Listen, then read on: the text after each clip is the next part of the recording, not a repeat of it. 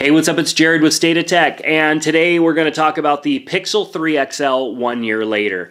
Now, it's almost Pixel 4 season. We've gotten all the invites, and on October 15th of 2019, Google will be announcing the Pixel 4, probably the Pixel 4 XL, and who knows what else. There's been a lot of details spilt, and I'm actually really excited and optimistic about what Google is doing with the Pixel 4.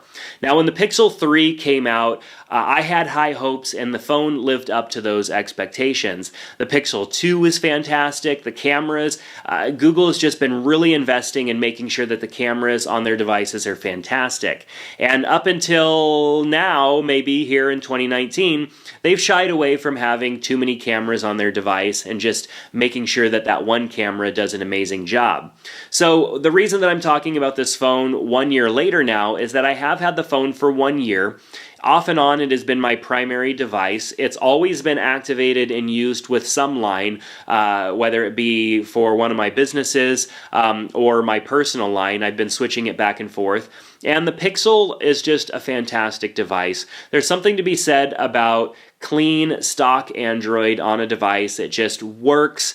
I love getting the latest and greatest that Google has available. I love Google Assistant over all the other assistants and its integration in this particular device. The squeeze to activate is fantastic because I'm not quite the type of person that wants to talk to my phone to get it to talk back to me all the time or listen to me. And so I've really enjoyed a lot of things about this device and the way that Google set it up. So let's talk about how it's stood up over the last year and then where I see it fitting into the future. What we don't know yet is whether or not Google will continue to sell the device. I would think that they will because Google tends to continue to sell previous year's devices for a while at least. I know the Pixel 2 was for sale for quite some time, even though Google did come out with the Pixel 3a, which is kind of like the budget-friendly version of the Pixel. The Pixel 2 was still for sale for quite a while, so I imagine that they probably will continue to sell the Pixel 3, Pixel 3 XL. I would be surprised if they decided not to. So the Pixel 3 is just stood the test of time. It's been a fantastic phone over the last year. Not only did it debut with just light years ahead of what the other phones felt like as far as the camera and the quality of the image that you got out of the camera, it took those other phone manufacturers quite some time to catch up. Just now, here in this last month, the iPhone got a legitimate night mode or type of night mode so that you can take pictures in lower light situations. Samsung has been trying to implement that and trying to get better at it, and with their Galaxy S10 and Note 10, those phones have gotten okay at it, but they're still not as good and produce as clean of an image as this phone does.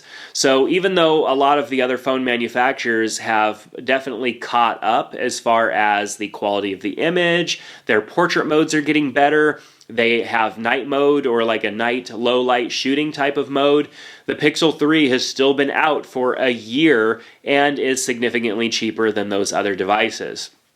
So the camera definitely is something that has stood the test of time. It's still a fantastic camera in 2019 for a smartphone, even though the other phones are coming with multiple lenses on them now and a lot of other options. As long as you don't care about being able to zoom in on your phone and you are okay just using your feet and walking a little bit closer, then this phone is going to do you just right. And it actually doesn't do too bad of a job if you just zoom into 2x. There's a little bit of image quality loss there, but not really much that's noticeable. And now that I know for sure that previous versions of the iPhone weren't even switching over to the other camera unless it absolutely had to, I know that like this phone, they did a great job with optimizing the camera that's here and its ability to be able to crop in and take a 2x photo or video without losing too much quality. So the camera, fantastic. Battery life on this phone has been great. A lot of phones come with these different optimized features. For example, on the Samsung devices, they have a software layer that's always kind of monitoring and shutting down apps, and you can use it to clean up the system and do all of this stuff. And still the Pixel gets fantastic battery life without having to have all those additional software layers. They're just using what they've put into Android itself. The battery life's been fantastic. I usually get easily a full day, if not a day and a half use out of this phone in circumstances where I don't have a charger around or the opportunity to charge. But with USB Type-C and wireless charging, it's super easy to charge this. It's also fast charge supported as well, so charging and topping off this device is super easy these days with all of our different ways of connecting to things, and having USB-C makes it super easy because most of the things that I have at this point are USB-C, and so I typically have something I could just plug right in even if I don't have a wireless charger around. So the display is nice. It has that giant notch at the top, which is huge, but we're kind of over notches, I think, at this point, even though some phones are getting away from them and they're doing like a hole punch or something like that. The iPhone came out this year. It still has a notch. The notch didn't really change on that phone. The notch will probably go away on the Pixel 4, but the notch hasn't really been that big of an issue for me, and the reason that I don't care so much about the notch is because the front-facing cameras on this phone are absolutely fantastic. The portrait mode images that you get out of this phone blew everything else out of the water, and in my opinion still continue to kind of blow these other phones out of the water. Samsung's phones this year still don't take that great of a front-facing camera image. I mean, unless the lighting is perfect and everything is perfect, it still is just not all there. And with the iPhone 11, iPhone 11 Pro, it takes a better one than it took last year, but it's still not as good, or at least in my opinion, as good as the image that you're getting out of the front-facing camera on this phone. Now, obviously, the cameras aren't as good all around. The iPhone this year shoots 4K 60p out of all of them. There's 12 megapixel cameras all the way around the phone. So there's some things that are changing there, and I'm sure there are some things that will change with the Pixel 4. But the Pixel 3 still takes fantastic images, even though it's been out for a year. Nothing has changed. It's been great all this time. So the display obviously on this phone is not as high quality as the other phones that have came out this year, but it's still really nice. It's a great looking display. It's very clean. It is a high resolution display. It's not the highest resolution, which I think plays into the fact that I'm getting a decent battery life out of this phone.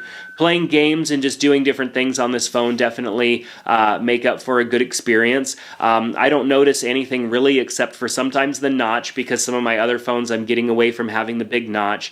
Some apps, because of the big notch, definitely end up getting hidden behind it unless it just puts a black bar and pushes all your content down, which in those situations is kind of annoying because I feel like I'm losing screen real estate there in exchange for those cameras. But I definitely do like having those cameras, and I don't mind that trade-off there. If it had to be a trade-off, it's a trade-off that I can accept. So pretty much all phones have moved away from having any form of a fingerprint reader button or some easy way to unlock your device. The Pixel 3 has one right in the middle of the back of the display, which I think is the best place for it. The only place that I think might be even a close match would be on the side of the phone, where you would rest either your thumb if you're right-handed or your index finger if you are left-handed. And that would just be a great place for a fingerprint reader as well.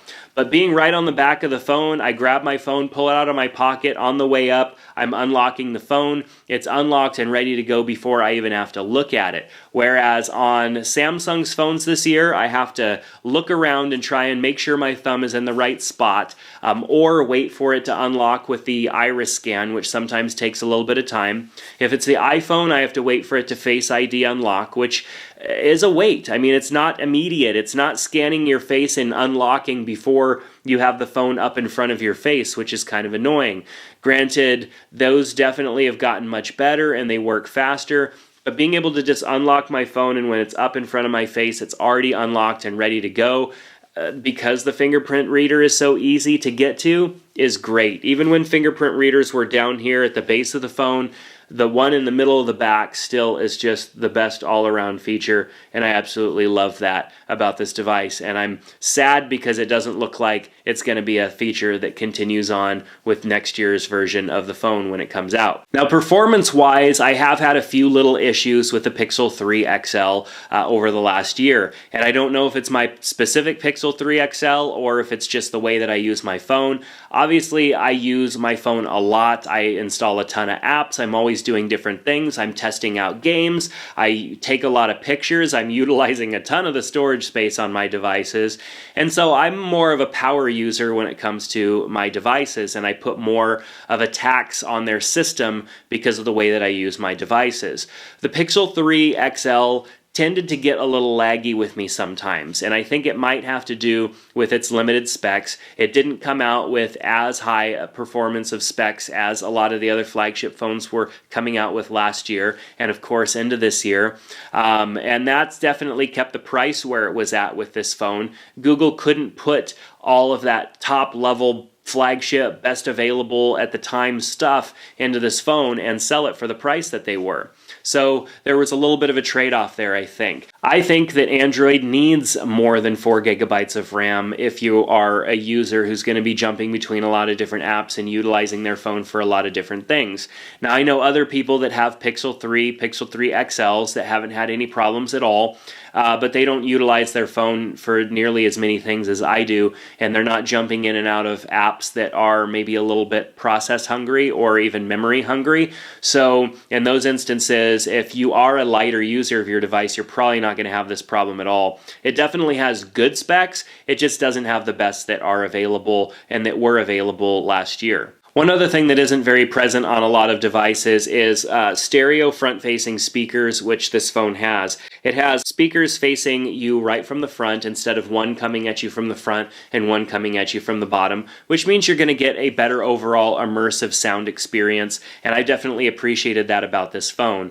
It gets nice and loud. It's definitely not the loudest phone out there, but the experience in listening to something, if you're watching a movie or you're doing anything without using headphones, the experience of having audio kind of wrap around your head definitely is a lot better than having one coming at you and one shooting out that way.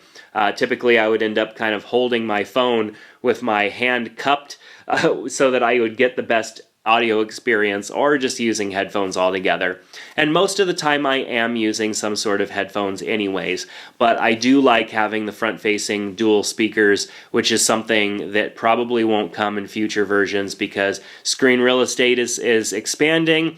We're getting rid of things on the front of the phone to have more screen real estate, and with less bezels and less notch, probably will come with a trade-off. One of the other nice things about the Pixel 3 and a lot of the Pixel phones is that it is optimized to use the Google Fi wireless service, which means you're basically using T-Mobile, but in those areas where actually Sprint or US Cellular are going to provide better quality, it's able to switch between those 3 different carriers and give you a good experience even when you're a little outside of an area. I've had really good experience with this phone. We traveled for 2 months straight, going all over the northwestern United States, up through Nevada, Idaho, Montana, Washington, Oregon. We were like 20 minutes from the Canadian border. I mean, we were all over the place, and I had excellent service on this device all the time. I utilized this device a lot to take pictures just because of the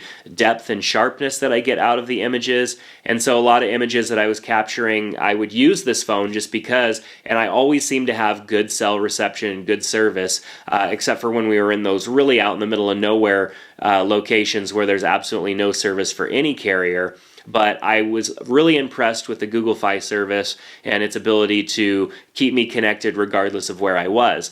Now, I've been using Google Fi for quite some time. I think my first video talking about Google Fi was back in January, maybe even December of last year, and Google Fi has just been a great service. And they have 2 different plans, which I talk about in a recent video for those of you that are needing more data, or maybe you don't use a lot of data. There are definitely ways that you might be able to save money with Google Fi, and the fact that this phone is integrated with Google Fi's service means that you're going to get a better overall experience, and it is more tied in than any other phone is tied in with their carrier, and in a way that actually provides value, not in a way where it comes with a bunch of apps that are installed that you don't like, which this phone doesn't come with. So I always like revisiting these devices a year later because it helps remind me where technology has come and gone over the last year, and then also where it's coming and going to in the near future. Now, when I look at all these different devices a year later,